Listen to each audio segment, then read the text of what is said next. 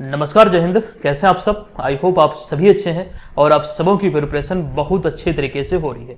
इस वीडियो में 18 मई 2025 से संबंधित करंट अफेयर्स के प्रश्नों को आप देखने वाले हैं, जिसमें बिहार राष्ट्रीय अंतर्राष्ट्रीय तीनों घटनाओं का संग्रह होगा और हमेशा की तरह तमाम जानकारी मैं यहाँ पर आपको विस्तृत तौर पर देने वाला हूँ। अच्छा, जितने लोग पहली बार इस सीरीज से जुड़े हैं, पहली बार, आप ये ध्यान रखेंगे ये सीरीज बिहार के प्रतियोगी परीक्षाओं पर आधारित है या फिर केंद्रित है। यहाँ से अपनी प्रिपरेशन को अगर आप बरकरार रखते हैं तो दूसरे सोर्स पर आपको भटकने की बिल्कुल आवश्यकता नहीं है। यहाँ पर इस सीरीज के माध्यम से अपनी तैयारी को बेहतर तरीके से आप संचालित कर सकते हैं। चलिए सेशन की शुरुआत करते हैं। दरअसल पिछले वीडियो में एक प्रश्न हमने आपसे पूछा था। ये प्रश्न था कि बिहार की मेजबानी में हालिया आयोजित खेलो इंडिया यूथ गेम्स 2025 में किस राज्य की पुरुष टीम ने सेपक टकरा खेल में गोल्ड मेडल जीता है? अच्छा, इसका राइट आंसर हमने आपको बताया था कि सेपक टकरा में स्वर्ण पदक यानी कि गोल्ड मेडल अभी अपना बिहार ने जीता है। अतः विकल्प नंबर ए इस प्रश्न का राइट आंसर होगा।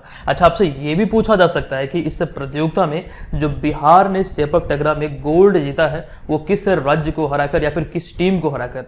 तो मणिपुर को हराकर जीता है। अच्छा, बाकायदा इसको लेकर जो बात एक्चुअली हम कर रहे हैं खेलो इंडिया यूथ गेम्स की, एक्चुअली ये इसका 7वां संस्करण है। बिहार की मेजबानी में ये पहली बार आयोजित हुआ है। इसको लेकर एक वीडियो हमने दिया है, प्रॉपर उस वीडियो को आप लोगों को देखना है। एप्लीकेशन पे जो फ्री वीडियोज वाला सेक्शन है वहां पर आपको मिलेगा, वहीं पर इसका पीडीएफ भी डाला गया है। आप वहां से इसको निःशुल्क डाउनलोड कर सकते हैं। हालांकि ओवरऑल अगर हम बात करें तो करंट अफेयर्स का ये वो स्पेशल कोर्स है बिहार के प्रतियोगी परीक्षाओं के लिए। आप अगर इसे ज्वाइन करते हैं तो सारे एग्जाम में यहां से आपको भरपूर हेल्प मिलेगा।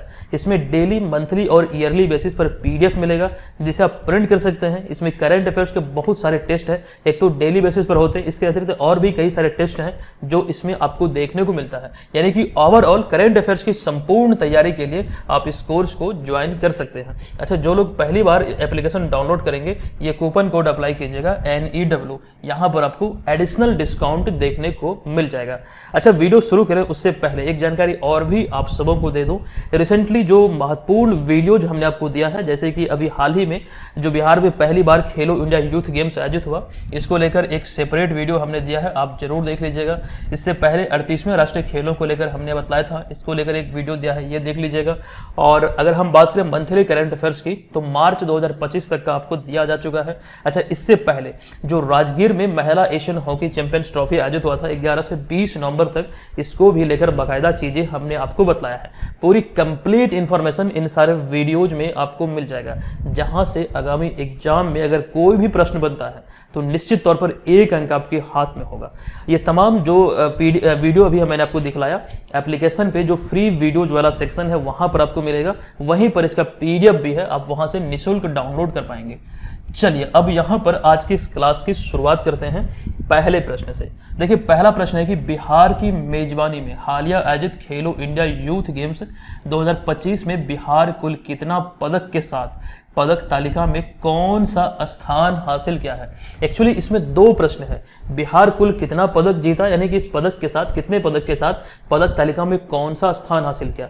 एक्चुअली यहां पर अगर हम देखें राइट आंसर की बात करें तो बिहार 3 दर्जन पदक यानी कि 36 पदक अपने नाम किया है और पदक तालिका में 15वां स्थान लिया है। एक बार मैं पुनः दोहरा दूं, पिछले वीडियो में जब इसकी चर्चा हो रही थी मैंने आपको बोला था कई सोर्स में आपको 14वां स्थान मतलब लिखा हुआ दिखेगा, कंफ्यूज मत कीजिएगा, ये बिल्कुल सही है। बिहार को 15वां स्थान मिला है, 14वें स्थान पर है झारखंड, ये ध्यान रखिए।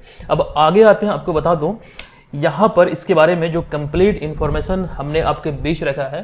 देखिए, खेलो इंडिया यूथ गेम्स 2025 में बिहार ने कुल 7 स्वर्ण, 11 रजत और 18 कांस्य यानी कि ओवरऑल 36 पदक जीता और पदक तालिका में 15वां स्थान हासिल किया है। अच्छा, जो स्वर्ण पदक बिहार ने 7 जीता है, यहाँ पर बाकायदा हमने वो चीज़ लिख दिया है। स्वर्ण पदकों में थांगटा जो कि मणिपुर का जो पारंपरिक मार्शल आर्ट है, तो इसमें बिहार को 2 स्वर्ण मिला। फिर रग्बी में बिहार को आपको 2 स्वर्ण, फिर एथलेटिक्स में 2, तो कितना हो गया, 6 हो गया, और एक जो 7वां है ये सेपक टकरा में। तो कुल मिला के बिहार ने 7 पदक जीता। ओवरऑल अगर हम पदक तालिका में शीर्ष 3 राज्यों की बात करें तो महाराष्ट्र प्रथम स्थान पर 158 पदकों के साथ, हरियाणा दूसरे स्थान पर 117 पदकों के साथ, फिर राजस्थान तीसरे स्थान पर 60 पदकों के साथ। क्रमशः इसमें स्वर्ण और रजत और कांस्य कितना कितना है ये चीजें बकायदा यहाँ पर दर्शा भी दिया है हमने। अच्छा, एक जानकारी, यह प्रतियोगिता बिहार की मेजबानी में पहली बार 4 से लेकर 15 मई तक आयोजित हुआ, और ये 5 जिलों में एक्चुअली में आयोजित हुआ है। बहुत इंपॉर्टेंट प्रश्न है, आपको ध्यान रखना, ये पटना, नालंदा, गया, बेगूसराय तथा भागलपुर में आयोजित हुआ। अच्छा, यहाँ पर आप ये ध्यान रखिए, हालांकि इसके तहत जो 3 खेल प्रतियोगिता है, एक तो शूटिंग, फिर जिम्नास्टिक और ट्रैक साइकिलिंग, ये दिल्ली में आयोजित किया गया है। हालांकि हो सकता है कि मतलब ये सुविधा यहाँ पर उपलब्ध नहीं है, शायद इसी वजह से ये 3 प्रतियोगिता का आयोजन दिल्ली में किया गया। तो शॉर्ट में ये सारी इंफॉर्मेशन है, ध्यान रखिए। अच्छा, ये इस प्रतियोगिता का 7वां संस्करण है, बखूबी आप लोग जान चुके हैं। थीम सॉन्ग की बात करें तो खेल के रंग बिहार के संग, जबकि शुभंकर की बात करें तो गज सिंह, जो एक्चुअली आप वहां पर देख रहे हैं, ये खेलो इंडिया यूथ गेम्स के 7वें संस्करण का शुभंकर है। अच्छा, ये इसका लोगो है, ये इस प्रतियोगिता का, ठीक है। अच्छा, इसके अतिरिक्त खेलो इंडिया यूथ गेम्स को लेकर जो एक्चुअली वीडियो हमने आपको दिया है, आप उस वीडियो को जाकर जरूर देख लीजिएगा। टॉपिक स्टडी के अंतर्गत या फिर फ्री वीडियोज वाले सेक्शन में मिलेगा।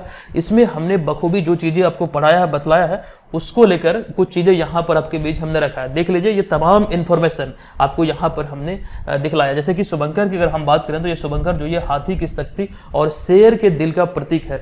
दरअसल यह नालंदा और बोध गया के क्षेत्र में जो पाल वंश की अभिलेखीय विरासत है वहां से लिया गया है, जो कि मूलतः यानी कि समानतः देखें तो उस वंश के दौरान, उस काल के दौरान वो मंदिरों के स्तंभों पर उसे उकेरा जाता था। ये ध्यान रखिएगा, संबंधित कहां से है, मतलब कहां से लिया गया है, तो पाल वंश से।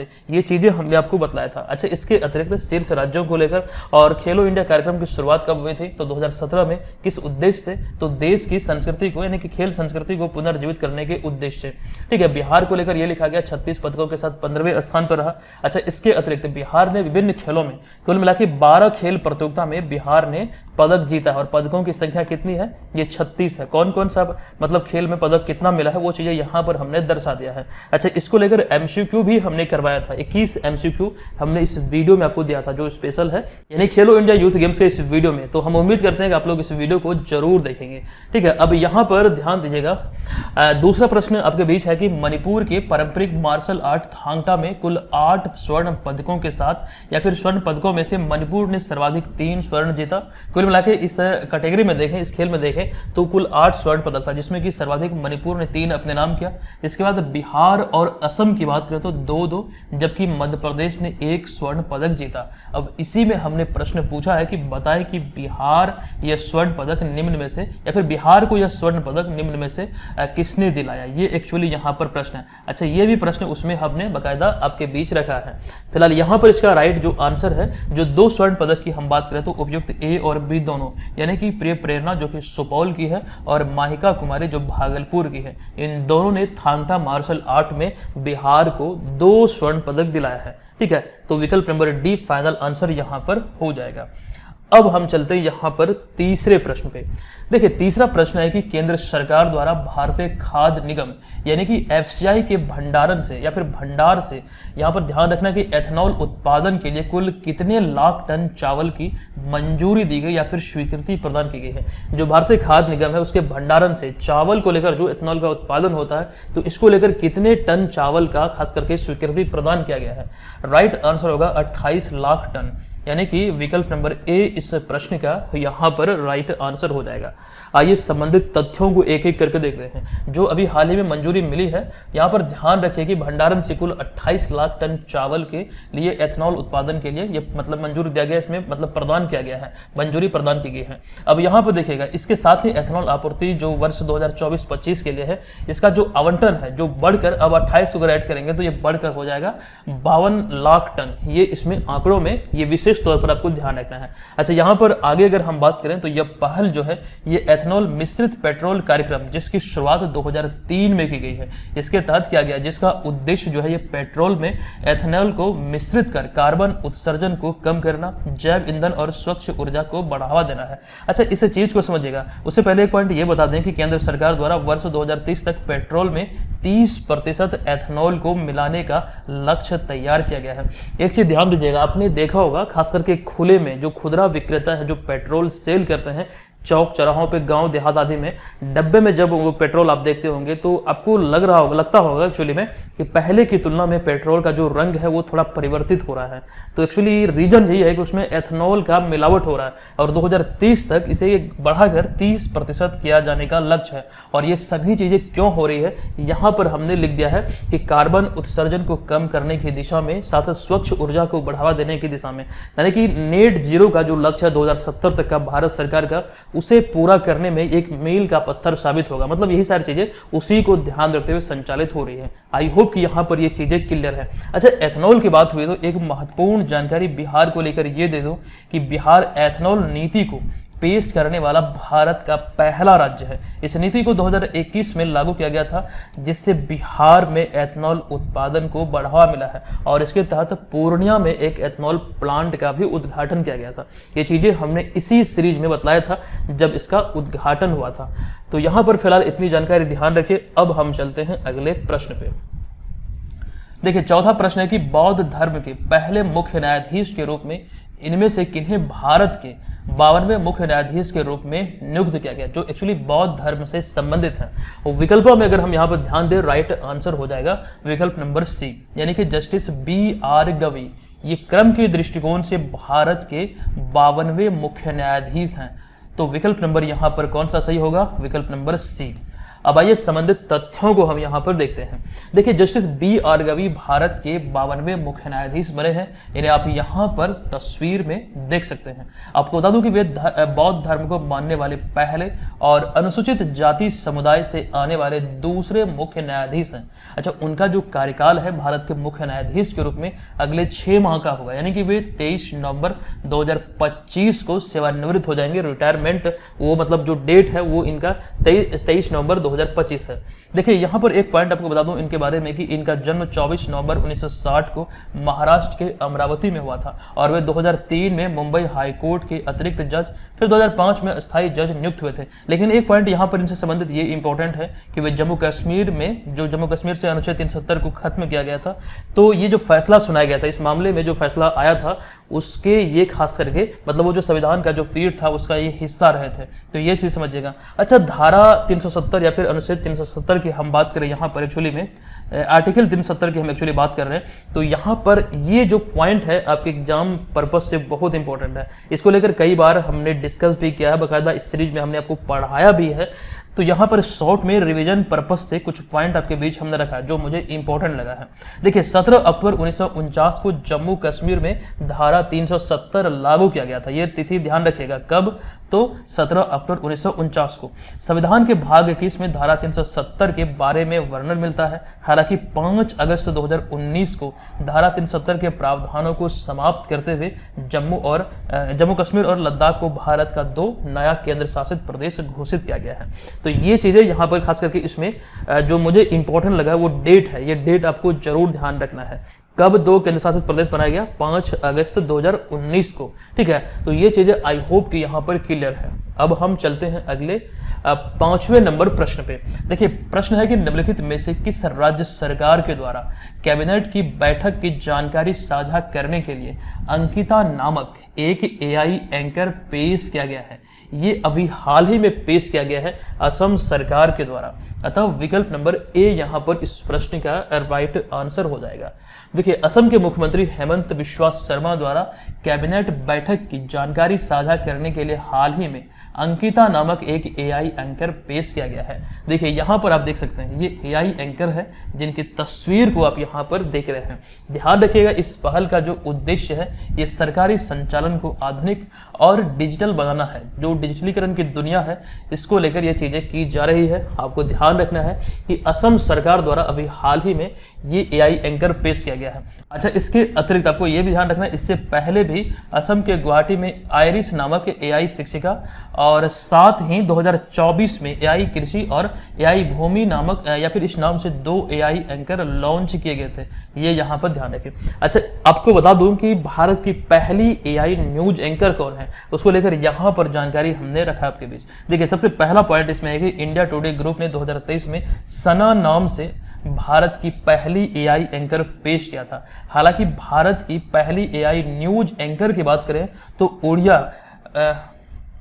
उड़िया मतलब भाषा में है, इसका नाम है लिसा। एक्चुअली में ये मतलब जो तस्वीर में आप देख रहे हैं यही है लिसा जो आपके बीच हमने रखा है, और इसे उड़िया टीवी द्वारा 2023 में ही पेश किया गया था। हालांकि इस पॉइंट को समझिएगा, अगर सिर्फ और सिर्फ भारत के एआई एंकर की बात करें तो वो एआई एंकर कौन है, आपको ध्यान रखना, सना, जो कि इंडिया टुडे ग्रुप द्वारा 2023 में लॉन्च हुआ था। लेकिन इसमें एक शब्द जोड़ दें, भारत की पहली एआई न्यूज एंकर, तो ऐसी स्थिति में राइट आंसर होगा लिसा, जो कि उड़िया भाषा में है। और आपको ध्यान रखना है कि इसे किसके द्वारा पेश किया गया था, तो उड़ीसा टीवी के द्वारा। अच्छा, एआई एंकर की बात हो रही है तो कंप्लीट इंफॉर्मेशन जो मुझे इंपॉर्टेंट लगा है वो आपके बीच हमने रखा है।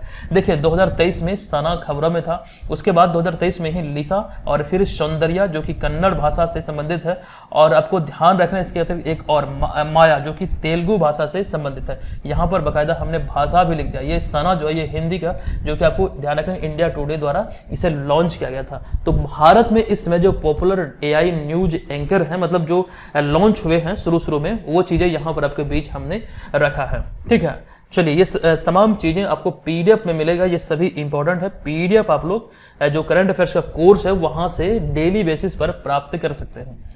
अब आते हैं छठे प्रश्न पे। देखिए, भारत ने हाल ही में एक नया काउंटर ड्रोन सिस्टम प्रणाली जो एक साथ कई ड्रोन का मुकाबला कर सकने में या फिर करने में सक्षम है, ये विकसित किया है। अब पूछा गया कि इसका नाम क्या है।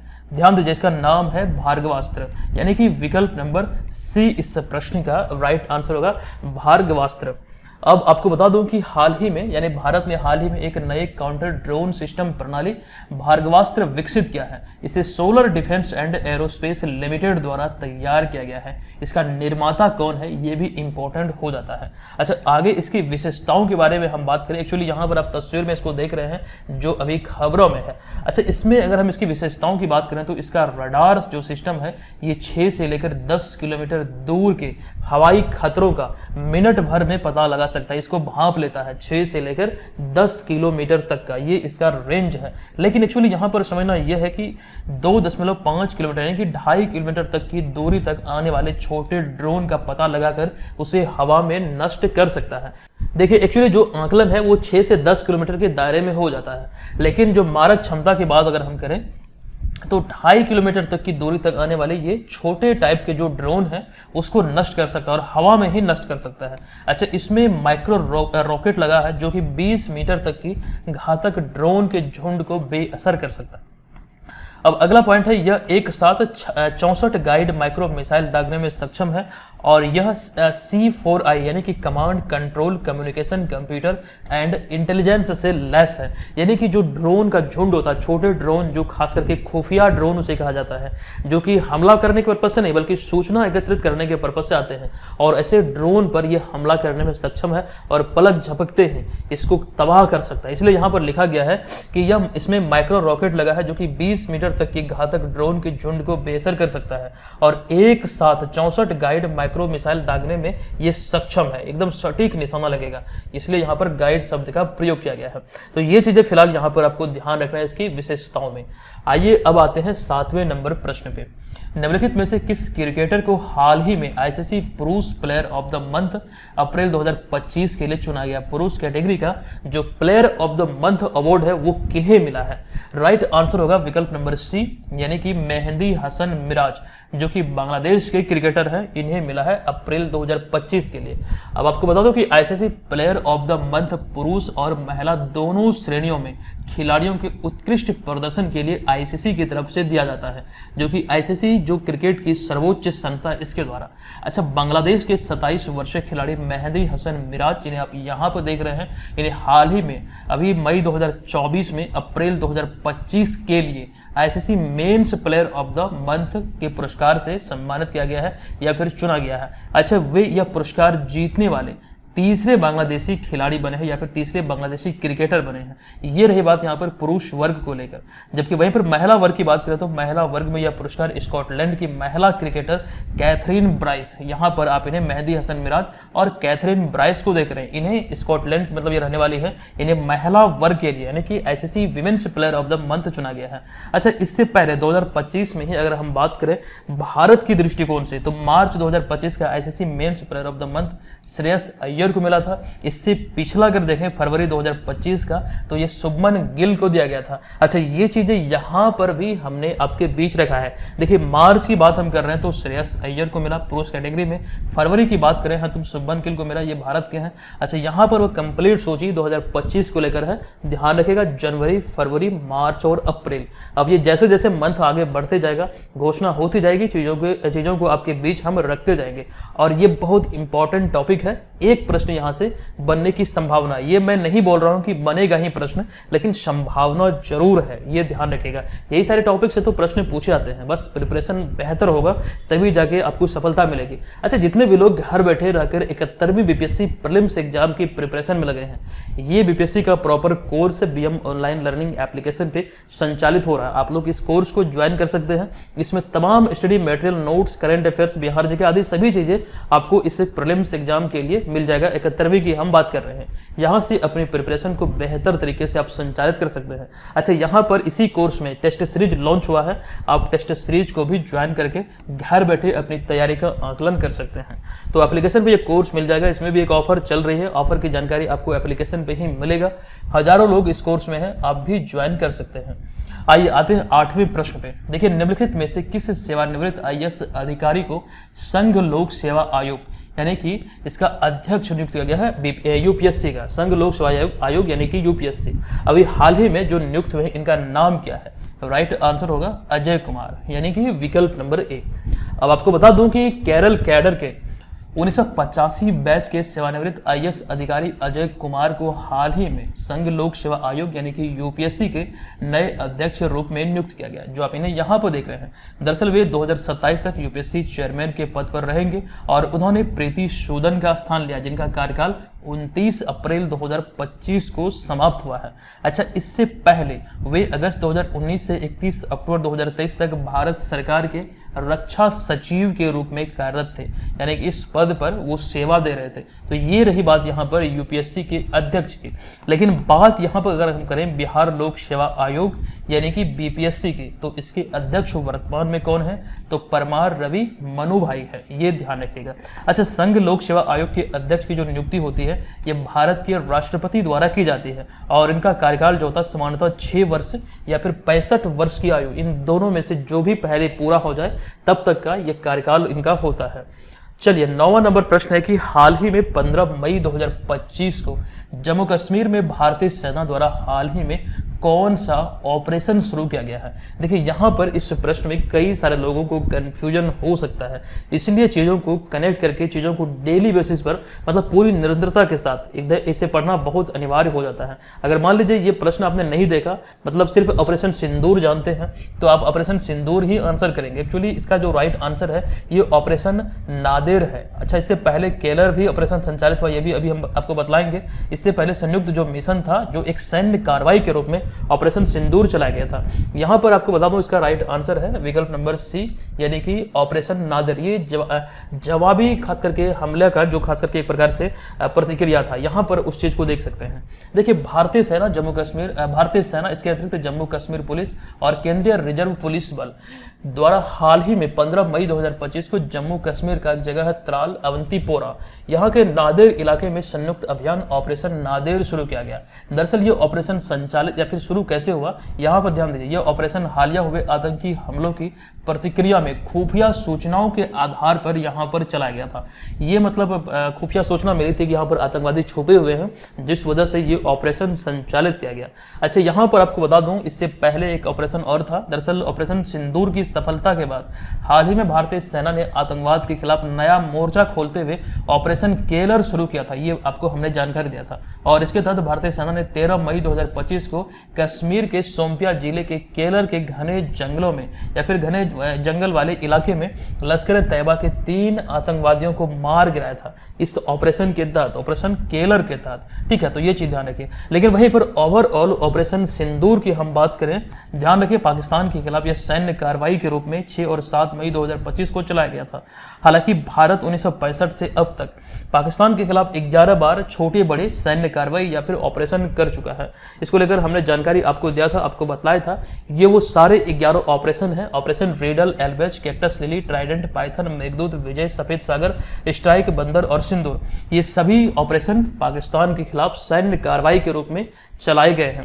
ये सभी को लेकर जानकारी जरूर ध्यान रखिएगा। अभी ऑपरेशन सिंदूर खबरों में है, तो इससे पहले का सर्जिकल स्ट्राइक या फिर और भी कोई सारा मतलब यहाँ पर कोई ऑपरेशन हो सकता है, आपसे पूछा जा सकता है, कुछ भी यहाँ से अराइज हो सकता है। ठीक है, एग्जाम पर्पज से ये जो घटना है, पूरी की पूरी घटना जो पहलगाम से स्टार्ट होती है, जो खास करके सभी को मालूम है पहलगाम में जो आतंकवादी हमला हुआ था, 26 लोग मारे गए थे।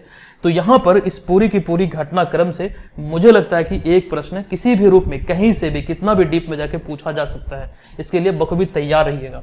चलिए 10वां प्रश्न है कि प्राकृतिक रेत पर निर्भरता कम करने के उद्देश्य से किस राज्य सरकार द्वारा हाल ही में कृत्रिम रेत नीति की मंजूरी दी गई है। यहाँ पर रेत आई थिंक समझ रहे हैं, मतलब सैंड, इसकी बात हो रही है। तो कृत्रिम रेत नीति की मंजूरी अभी हाल ही में महाराष्ट्र द्वारा दी गई है। विकल्प नंबर बी इस प्रश्न का राइट आंसर होगा।